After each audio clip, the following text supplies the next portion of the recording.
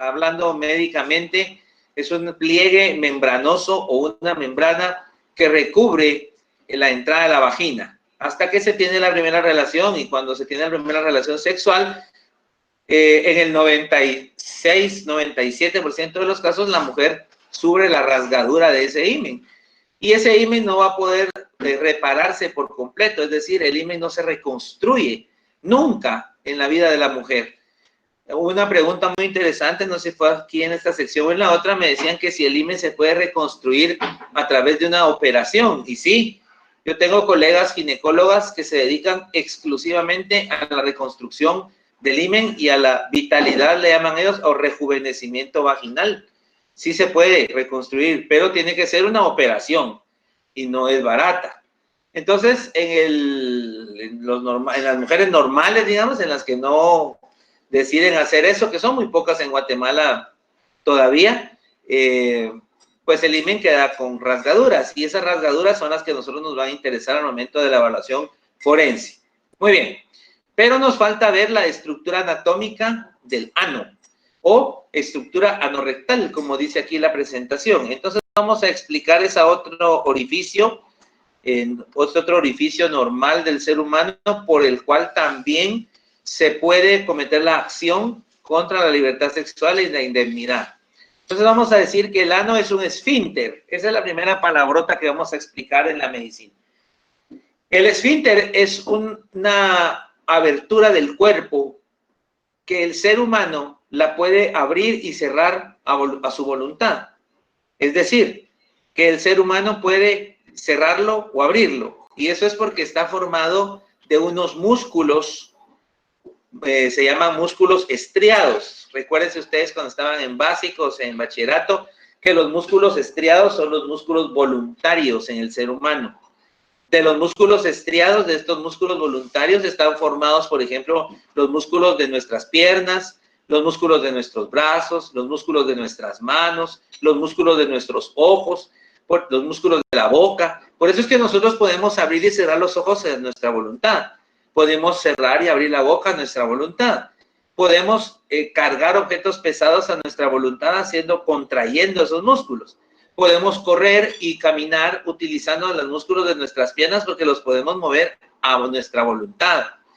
Entonces, esos esfínteres están hechos, ese esfínter, en especial el esfínter del ano, está hecho del mismo material muscular que estos músculos que he mencionado. Entonces, el esfínter del ano tiene la característica del ser humano que lo puede apretar y cerrar y abrir a su voluntad. ¿Quién de nosotros aquí en esta aula virtual, aunque no lo digamos, ha tenido la urgencia de ir a defecar? Por ejemplo, que uno se pone muy nervioso y en el examen le dan ganas de ir a defecar y uno se aguanta, dice uno entre comillas, ¿verdad? Uno se aguanta, se aprieta. Y entonces uno lo que hace es apretar el esfínter porque uno tiene la necesidad, el reflejo de querer defecar. Ese es un ejemplo de cómo nosotros podemos apretar el esfínter anal. ¿Y qué es un esfínter? O sea que el esfínter es una salida corporal normal del cuerpo del ser humano que se puede apretar o aflojar a voluntad. No lo voy a preguntar, solo lo explico porque es importante conocer estas palabras.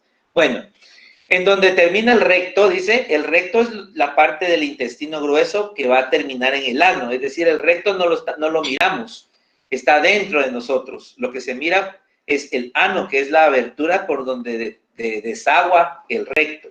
Y que exteriormente presenta pliegues radiados, ya los vamos a ver, de tono, o sea, de color más oscuro que la piel que lo rodea. Por eso es que el tono y el color del ano es oscuro, es moreno, es una piel más negra, aunque no le dé la luz del sol, ¿verdad?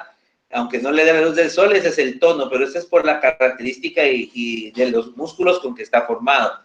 Entonces se observa como una hendidura, se observa como una abertura antero-posterior, o sea que está formada, fue hecha anatómicamente cuando uno estaba dentro del vientre de la madre, era un feto, se hizo primero el ano y después se hizo todo el recto, o sea, va de afuera hacia adentro. Eso es lo que quiere decir la diapositiva, en cuyo contorno convergen en forma radiada, o sea, como que fueran los rayos de un sol. ¿Han visto ustedes los dibujitos cuando los niños de primaria les dicen, a ver, Miguelito, dibuja un sol? y hace una rueda y en la rueda le saca unos como palitos, como rayitos de sol. Pues esa es la forma radiada que tiene el ano. Porque esos pliegues que serían nuestros rayos de sol son los que van a formar por afuera ese esfínter muscular del ano. Se llaman pliegues radiados y son muy importantes para la evaluación médico-forense, médico-legal. Cuando el ano se ha abierto contra la naturaleza, o sea, cuando el ano ha sido penetrado por un objeto de mayor diámetro que él, desde fuera del cuerpo de la persona para adentro, a eso se llama dilatación. Quiere decir que se dilató, que se agrandó, adquiere una forma circular. Y los pliegues, estos pliegues radiados como los rayos de un sol, se borran, es decir, se mira liso, ya no se observan. En este dibujo es donde lo vamos a entender bien y lo vamos a aprender. Esto que tenemos aquí es el orificio del ano. Es un hoyito negruzco, es un orificio negro. Aquí si pudiéramos meter un dedo a través de ese orificio negruzco, vamos a caer al recto, vamos a caer por adentro, digamos, del intestino grueso. Y los pliegues radiados son estas arruguitas que tiene aquí, miren, como los rayos de un sol, como yo les dije, como el niño dibuja el sol. Si pongo el puntero, ahí se mira como que fuera un solito, ¿verdad? Estoy hablando del orificio del ano y de sus pliegues radiados o arrugas. Ahí es donde está. Esas arruguitas son las que se aprietan cuando uno no quiere defecar y cierran el ano. A eso se refiere el esfínter. Muy bien. Ahora vamos a empezar con lo que nos interesa. Ahora viene el tema que realmente en el programa nosotros tenemos que estudiar. Pero si no explicábamos lo anterior, no íbamos a entender lo que viene. ¿Qué nos interesa? Nos interesan dos delitos básicamente: la violación y la agresión sexual.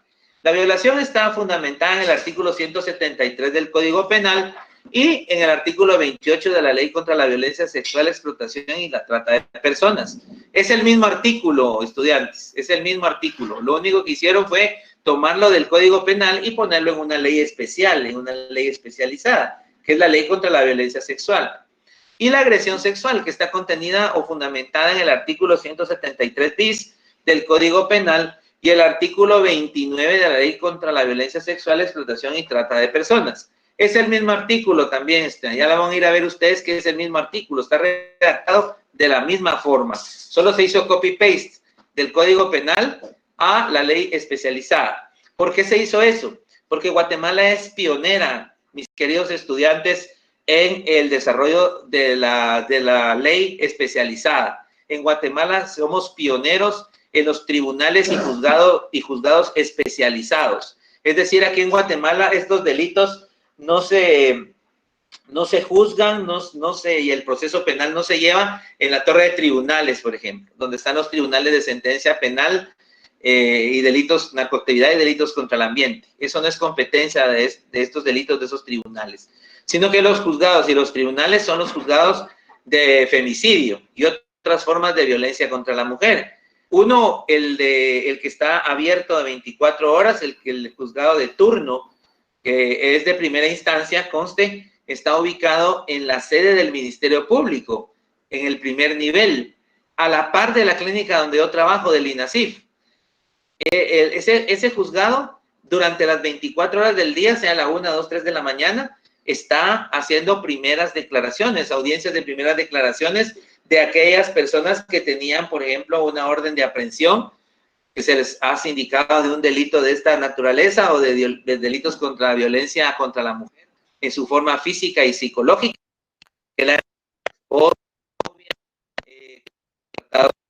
Entonces, esos delitos en especializados. Y los tribunales de sentencia están ubicados allá en la diagonal 6 de la zona 10. Ahí están los tribunales de sentencia de femicidio. Entonces, por eso se llama esto una ley especial, porque no se conocen de estos procesos en los juzgados normales. Muy bien. Recuérdense, ahora vamos a la teoría del delito. Vamos a regresar otro poquito, vamos a regresar a tercer semestre. Recuerden, sujeto activo o autor, persona física que comete el delito. En este caso que estamos viendo, la violación o la agresión sexual.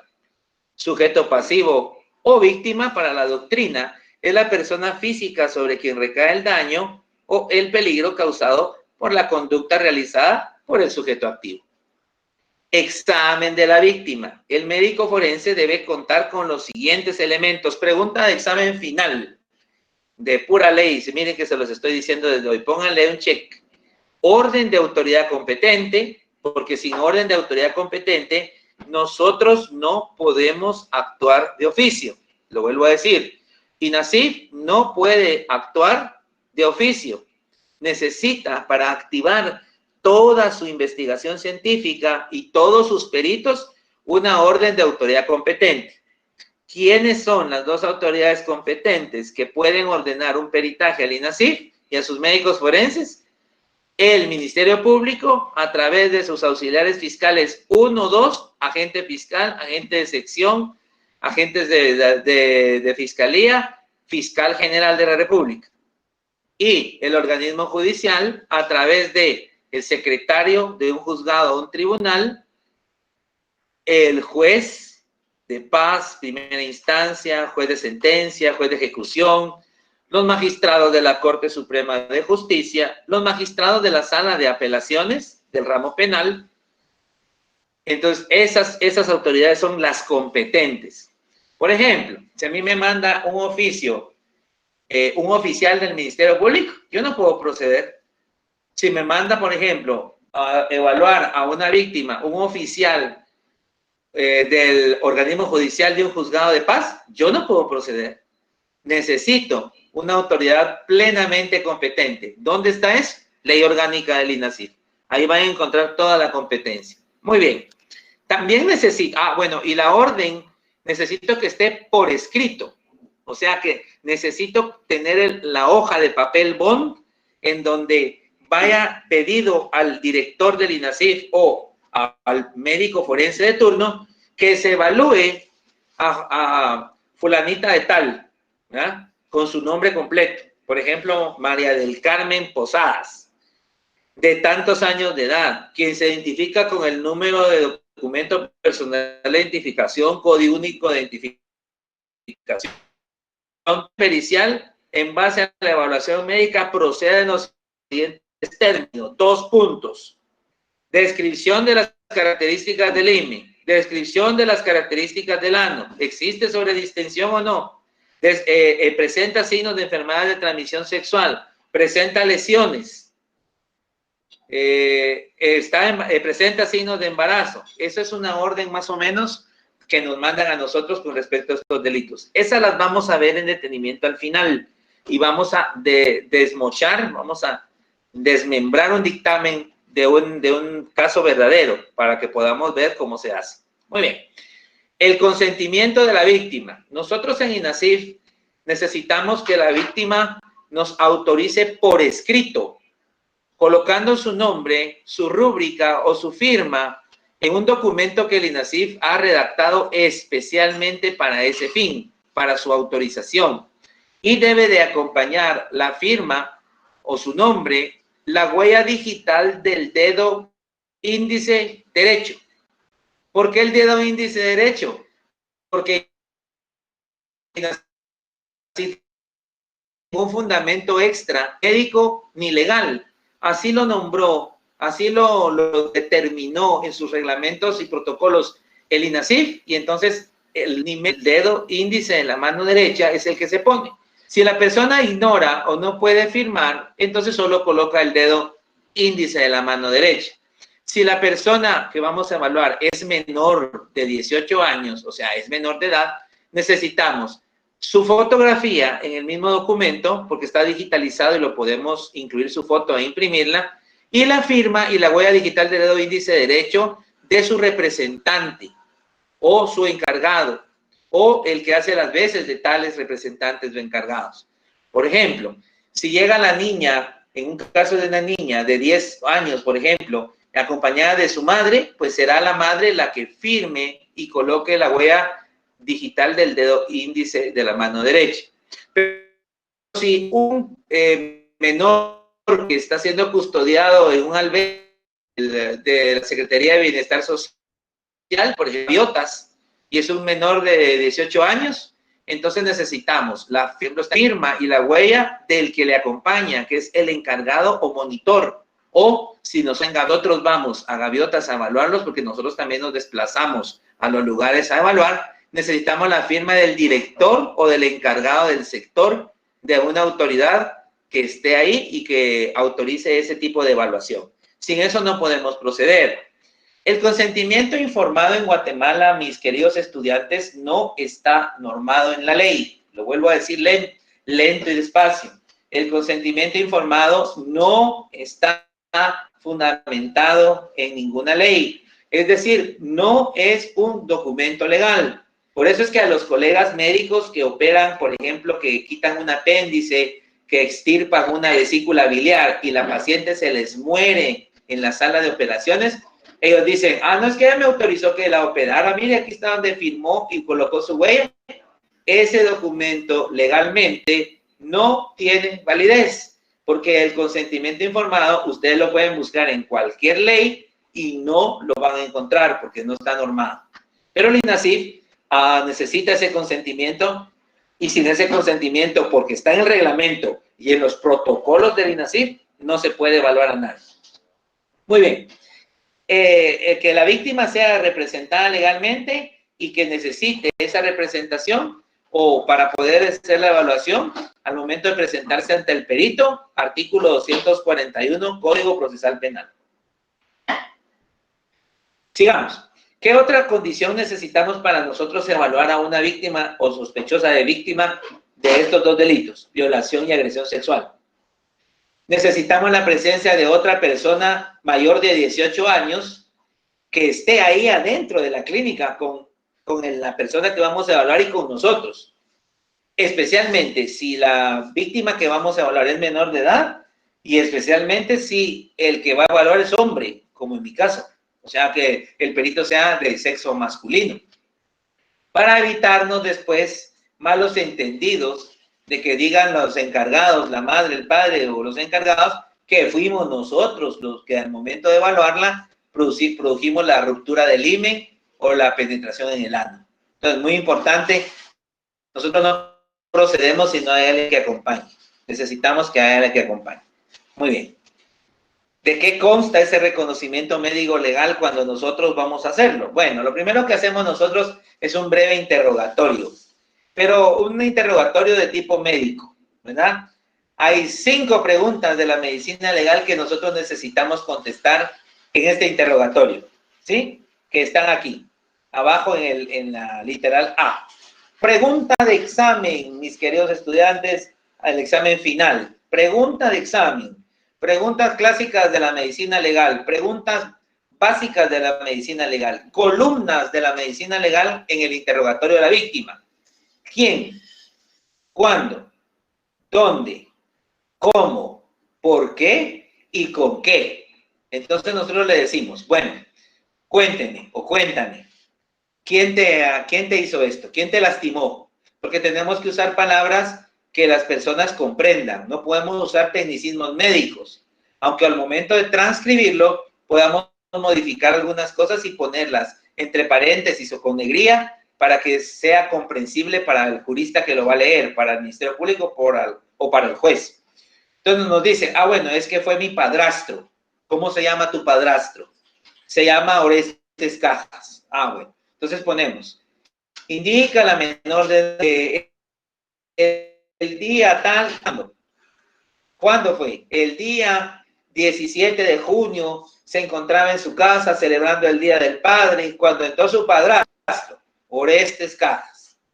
¿Dónde? En su casa, en su cuarto, en la calle, debajo de un puente, en el colegio, en el bus del colegio, en la universidad, en la Facultad de Derecho de la Universidad de San Carlos.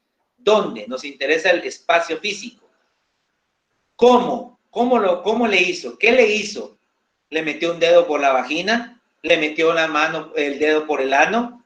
¿Le metió un lapicero? ¿Le metió un palo de escoba? ¿Le introdujo el pene? ¿Cómo fue? ¿En qué circunstancias? ¿Cómo estaba ella? ¿Dónde la puso? ¿Qué le dijo cuando estaba haciendo eso? Es muy importante esa historia. ¿Por qué? ¿Por qué ella tiene ese contacto con él? ¿Por qué ella tiene esa relación con él? Es que dicen a veces, fíjense que es que fue mi vecino. Ah, pero ¿y cómo tu vecino entró a tu casa? ¿Por qué? Ah, es que mi vecino vende leche y entonces él llega a dejar los litros de leche todas las mañanas a mi casa. Y hoy que llegó no estaba mi mamá. Y entonces entró y me violó en mi cuarto. ¿Por qué? Nos interesa saber por qué pasó eso. ¿Cómo es la relación esa? ¿Me entiende? ¿Con qué? ¿Cómo? O sea, ¿con qué? Con el pene, con un lapicero, con un palo de escoba, con un cañón de un arma de fuego, con una navaja. ¿Qué fue lo que introdujo? ¿Con qué? ¿Cómo fue? Entonces, esas preguntas, 5 o 6 preguntas básicas, clásicas de la medicina legal. Importantísimas. No se puede estructurar un dictamen sin las preguntas clásicas de la medicina legal. Muy bien. En el B, no olvidar que se inspeccionan o se observan los gestos.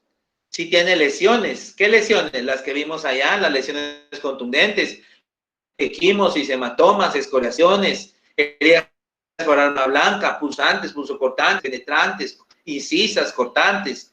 Eso tenemos que describirlo. ¿Cómo estaba su cabello? ¿Cómo estaba su aliño? ¿Cómo estaba su arreglo personal? ¿Estaba planchado el pelo? ¿Olía, estaba perfumada?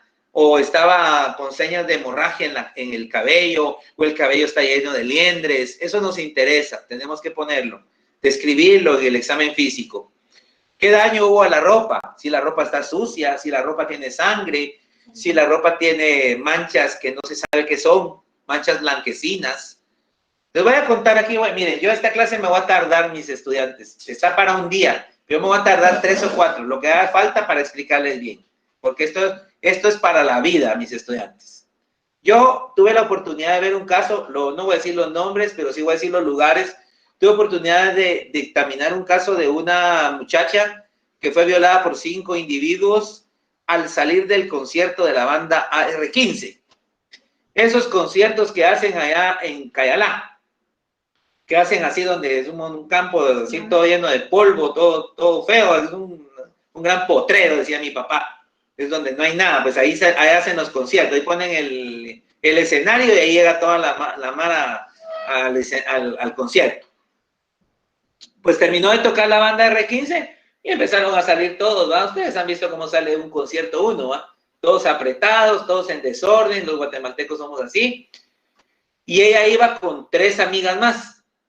Pero cuando fue saliendo por la puerta principal de donde había sido el concierto, ella vio que unos fulanos se le acercaron y la fueron como orillando, como separando de las amigas, hasta que las perdió de vista.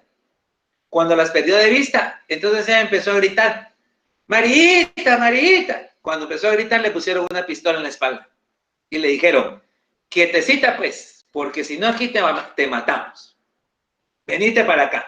Y se la llevaron 2 fulanos a lo que ella describe como una champa de lámina, como las que utilizan los albañiles en esas construcciones para guardar sus implementos de trabajo, donde se cambian, donde hacen una champita de lámina. Yo estoy seguro que ustedes las han visto. Y ahí había una cama y había un colgador como de ropa para colgar la ropa. Seguramente que ahí se cambiaban los albañiles. Bueno, pues la violó el primero por vía vaginal y vía anal y vía oral, las 3 días. Cuando terminó de violarla, la violó el segundo. Y después dice ella que empezaron a entrar uno por la puerta de la champa y la violaron así 3 más. Pero que parecía que los 3 que la habían violado, después no conocían a los otros 2. Pareciera como que hubieran cobrado la entrada, ¿me entienden? Esa impresión daba. Bueno, la evalué, le encontré todo lo que vamos a ver después que se le puede encontrar a una víctima, le tomé muestras. Total que terminé mi examen físico. Terminé de hacer el peritaje y la evaluación. Cuando ya se iba, se puso su suéter, un sudadero azul que llevaba, se dio la vuelta, y a esto es a lo que voy, cuando digo yo ropas y suciedad. Yo le vi atrás una mancha blanca, todavía húmeda. Y yo le dije, espérame, le dije yo, ¿y ese suéter tenías puesto cuando te violaron? No, me dijo, el suéter me lo quitaron y lo pusieron así tirado en el suelo. ¿Y tú no viste? Le dije yo, si se limpiaron ellos con ese suéter. Y se quedó pensando y me dijo, sí, usaron mi suéter para limpiarse. Quitártelo, le dije, quiero verlo. Me lo entregó, vi la mancha todavía húmeda, y aunque algunos van a hacer caras, no los voy a ver ahorita, pero yo sé que las van a hacer, lo olí. ¿Por qué lo olí? Porque el médico forense tiene que usar sus 5 sentidos para dictaminar, mis queridas y queridos estudiantes. A mí no me sirve solo ver y escribir. Ahí estoy usando 2 sentidos, la vista y el tacto. Yo tengo que oler, tengo que gustar, tengo que sentir, ver, palpar, oler, todo eso, mis 5 sentidos. Entonces vine yo y olí a semen. El olor del semen es el olor del, como de cloro. Entonces yo le dije, déjame el sudadero, me voy a quedar con él. Lo embalé, yo les voy a enseñar a qué me refiero cuando diga lo embalé, y lo mandé al laboratorio. Encontramos 3 clases de semen en esa mancha que tenía el sudadero. Bueno, yo no la encontré, ¿verdad? La encontró el perito en genética forense, en INACIF. Se hicieron algunas capturas en la investigación, y de esos 3 semens que encontramos, de esos 3 tipos de semen y de ADN, se ligaron a 2 de los capturados que había en la primera. Y el debate fue hace más o menos un año. Yo tengo que ir a declarar a los debates para explicar y modificar, ampliar o ratificar mi informe. Y al final me enteré a través de la agente fiscal que les dieron 35 años de prisión a cada uno. Entonces, esa es la importancia a mis estudiantes de lo que yo estoy explicando. Por eso es que yo me voy a tardar en esta clase. 3 diapositivas me pueden llevar a una clase. A mí eso no me importa. Porque es que este tema es importante, fundamental en Guatemala. Mientras nosotros lo sepamos manejar técnica y profesionalmente, esta lacra va a dejar de pasar. Esta lacra va a dejar de suceder, en el nombre de Dios. Porque daña vidas, daña familias, daña hijos, daña esposas, daña a todos. Esto es un asunto social, una cosa que la OMS ha dicho que es un asunto, un problema epidemiológico público. Bueno, sigamos. Entonces, el desarrollo genital también nos interesa. Tenemos que ver cómo está el vello púbico, si tiene vello púbico, si no tiene vello púbico, si tiene vello en las axilas. Es decir, con eso nos orientamos más o menos a ver si es puber, si es prepúber, si es adolescente, si es una adulta.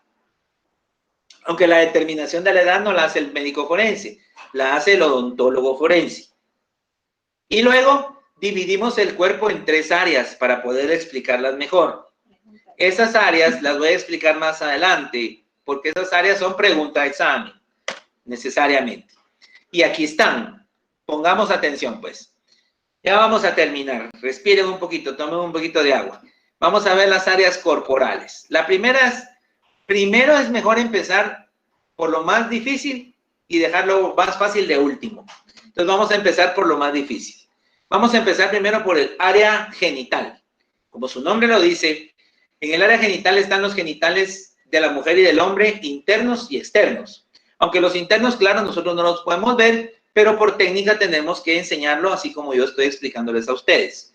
El área genital comprende el útero, la vulva, que son los genitales externos, que eso sí los vemos, el monte de Venus, los labios mayores, los labios menores, el clítoris, que todo ya lo explicamos para qué es y para qué sirve, la vagina, el himen, el periné, el pene en el hombre, los testículos, el escroto, la descripción del vello púbico, si está ausente, si está rasurado o si está presente. Muy importante. Cuando está ausente, o sea, por ejemplo, la niña no ha desarrollado todavía, o está rasurado, que es una práctica muy común, muy de moda actualmente en Guatemala, las damas se rasuran mucho más que antes. Antes no se rasuraban. Ahora es de moda y muy frecuente por higiene o por comodidad propia, por la ropa que usan, que se rasuren. Entonces tenemos que decirlo, porque hay exámenes que no se pueden hacer si tienen el vello rasurado o si está presente. Luego vamos a ver el área genital. ¿Qué vamos a ver en el área genital? Bueno, pues en el área genital vamos a ver el ano, que ya lo explicamos anteriormente en estas diapositivas, las nalgas o glúteos, los muslos, especialmente de los muslos. El muslo es la porción de la pierna del ser humano que va de la rodilla a la ingle, de la rodilla a donde las piernas ya llegan a la cadera. Esos son los muslos. Nos interesa el tercio medio, la cara interna. Entonces nosotros dividimos todo el cuerpo del ser humano siempre en 3 tercios. Si tomamos solo el muslo, es decir, la porción de la extremidad inferior que va de la rodilla a la entrada de la cadera, la podemos partir en 3 pedazos. Uno que está exactamente a la mitad, si hacemos una medición con una regla desde la cadera a la rodilla, a la mitad, tercio medio. El que está 2 centímetros por abajo de la cadera, tercio proximal. El que está 1 centímetro por arriba de la rodilla, tercio distal. Entonces a nosotros nos interesa. ¿Qué quiere decir la cara interna? También el muslo, también las extremidades del ser humano las dividimos en caras, porque es lo que nosotros estamos viendo.